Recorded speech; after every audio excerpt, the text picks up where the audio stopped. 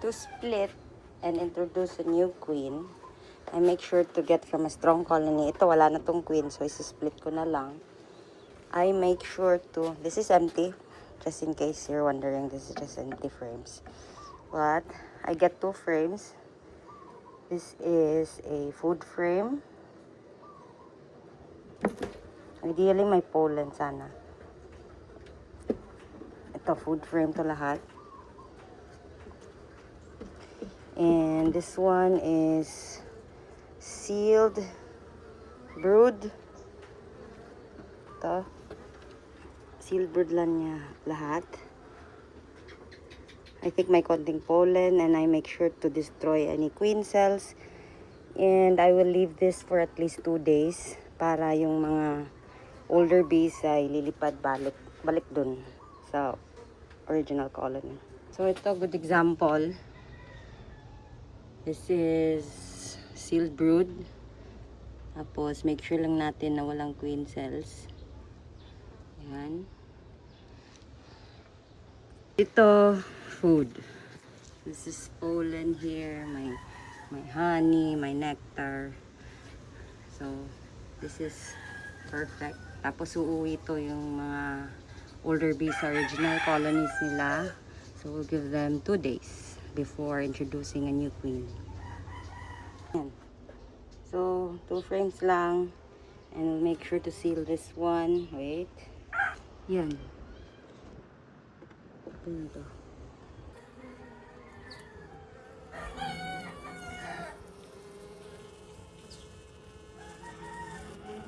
Empty. And let's see. They seem calm. So, I'm hoping for the best. Yung mga divider ko, sira. Forgive me, girls. Let's see. See her. I see her. There she is. Already empty. Nakatay pa dun sa loob. And mission success. Number 21. Welcome to the family. Since I just did this split, I have someone who will buy 2 colonies, and unfortunately I didn't have enough time to do the split because I was so busy. So this is quite risky. So what I'm going to do first is tape this to make sure na the girls won't be able to get through the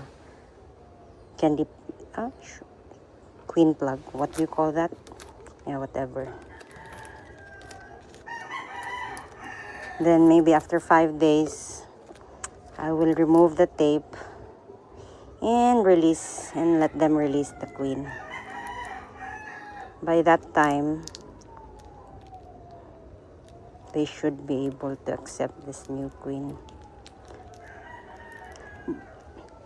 I put brood frames and of course food frames, but konti na lang kasi yung food because it's the rainy season. So I'm just gonna feed this one. I'm just gonna put the queen here. See, they're still a bit fidgety. Double secure ko kasi minsan na-open nila yan. I'm not gonna risk it.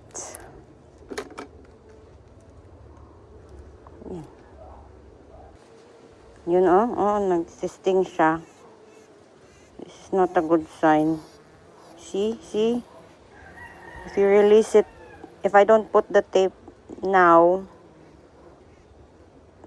most likely the queen's gonna be dead. See?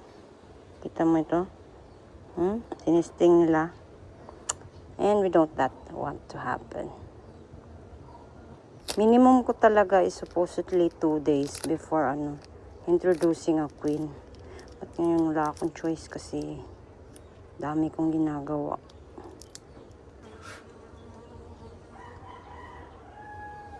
It's aggressive. Someone's still stinging. That's not a good sign. That's not a good sign.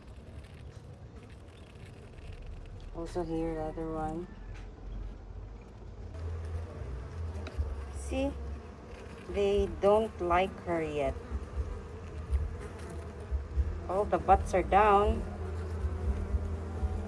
Don't want that. So I'm gonna spray her with sugar water to help.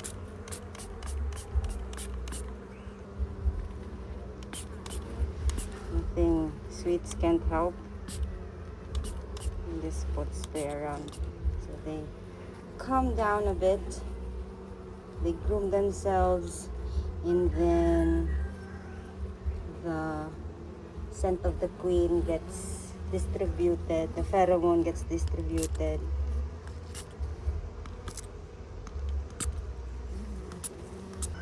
See? Wala yung ano. But that doesn't mean na you have to release it already. Just gives them diversion.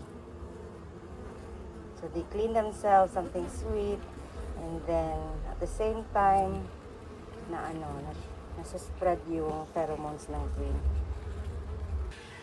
So naglalabasan na yung mga bees after splitting. The old ones will return to where they came from, which is in the same apiary. Pero if hindi siya in the same apiary, then they'll just come back here. So that's why I do my split like that.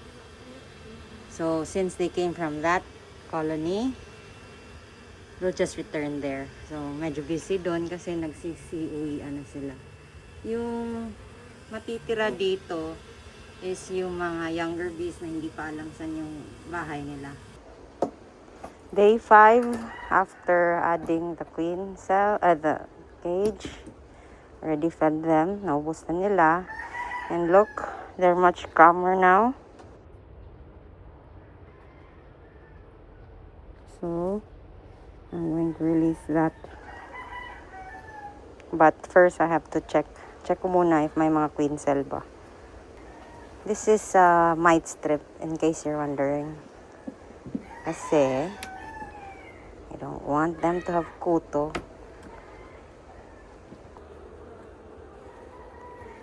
Yan, their butts are not done.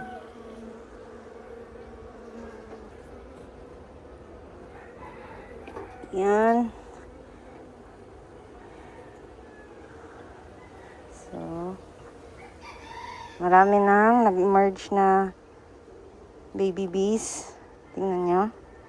I'm not sure if makikita nyo, but there's a lot of nurse bees na, which is good. Buti na lang, nag-check tayo. Patay sana yung queen. So the tape is off. Already removed it. They're going to start chewing here. Yan. Their butts are not down. There are a lot of queen nurse bees that have emerged. They're feeding her, as you can see. So in the next 3 days, she should be out and about. Next, removing, excuse girls, removing the tape.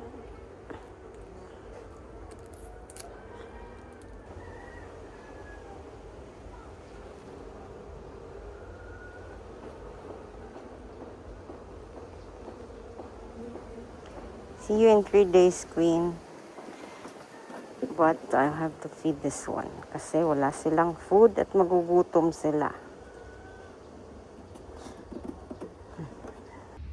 Exactly a week after I placed her. As you can see, wala na yung sugar plug, candy plug. And she's okay, and she's out, surrounded with nurse bees. She'll probably start laying today too. Kasi marami namang nurse bees and they have food. So, mission success. Okay, for some reason, her contacts nakalabas na siya. And then I saw her here in the corner. So that was quite strange. Nilipat ko siya dito. And maybe after a few minutes, I checked her on the frame. There were still some bees trying to sting her, so that wasn't a good sign.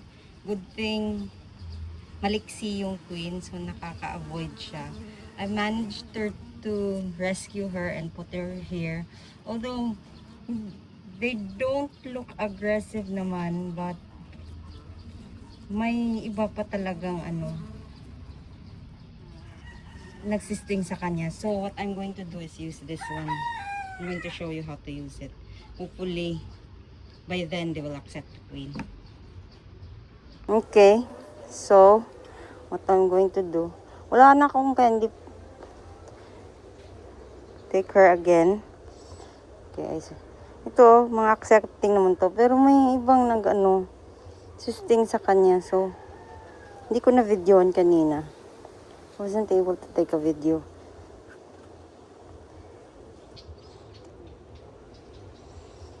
I said to put it where there's emerging brood.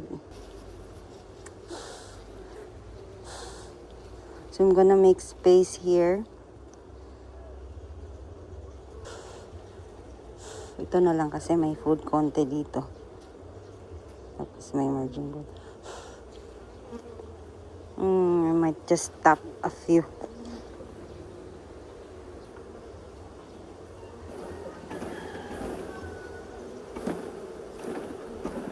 Kasi ang dami.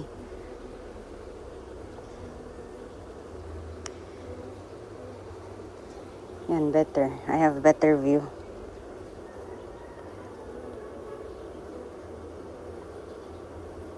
Ang dami sanang nurse bees. Kaso, you don't like the queen? Why not? So, lagay natin maybe here kasi may food and may emerging brood.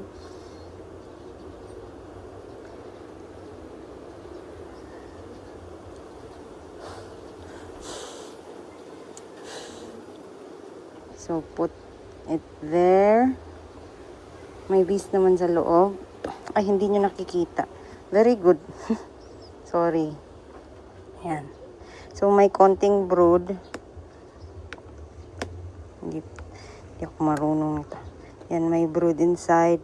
And then, may food din. And then, I'm going to release her inside.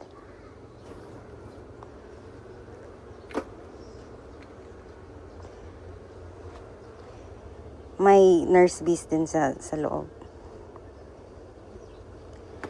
So, may empty cell, so she can lay eggs na doon sa loob.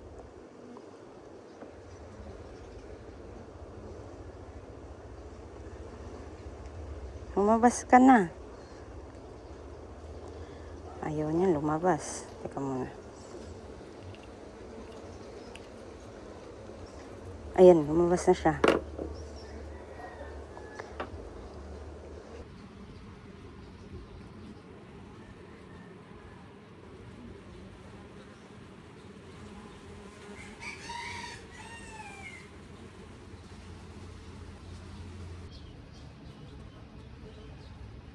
Not looking good, or I'm not sure.